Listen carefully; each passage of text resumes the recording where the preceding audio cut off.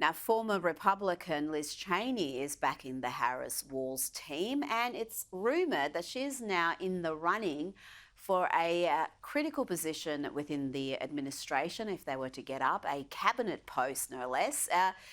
Is this something that could unify the left and the right? I asked this knowing the answer, but I know there's a lot of people on the left, a lot of people in the media who see this as a win for the Democrats. How do you see it?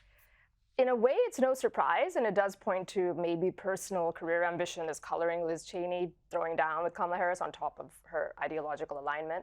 It also, again, shows that point about how the two parties have really converged in the last 40 years in being the party of war and foreign adventures and all of that. And for her to be in a cabinet position just really underlines that point, which doesn't bode well with the right.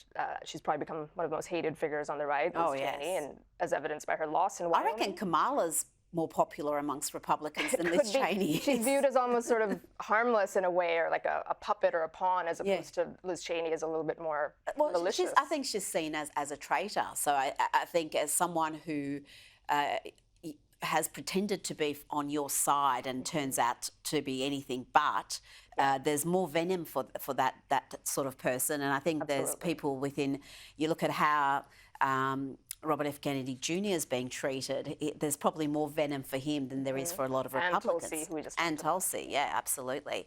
Now, the son of George Soros, Alex Soros, continues to post pictures of himself with leading Democrats.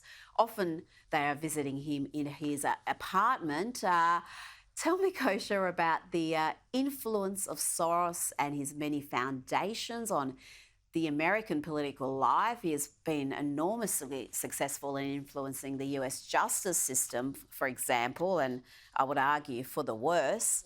But this is something I think that doesn't get spoken about enough. A lot of money, a lot of effort goes into extending this influence. Yep, and he's flexing, obviously, because he loves to show those photos of rubbing shoulders with prominent Democrats.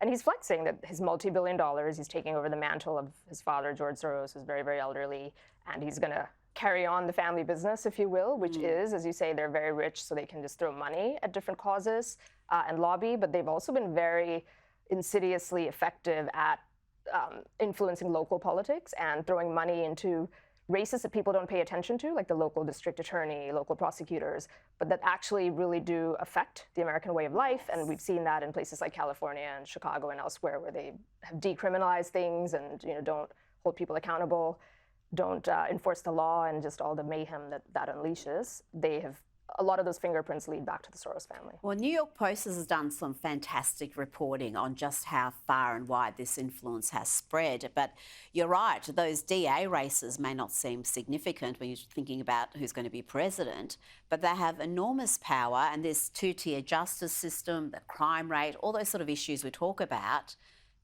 emanate from there. Yeah, it's a big problem, because if people don't enforce the law or prosecute bad wrongdoing, you see crime increase, and then people always point to El Salvador as an example where you go the other direction, and pretty quickly you can see crime decrease, and both George Soros and Alex Soros have been on the first side of that equation. As we say, elections have consequences. Vote accordingly. Kosha Gada, thanks for your time tonight. Pleasure.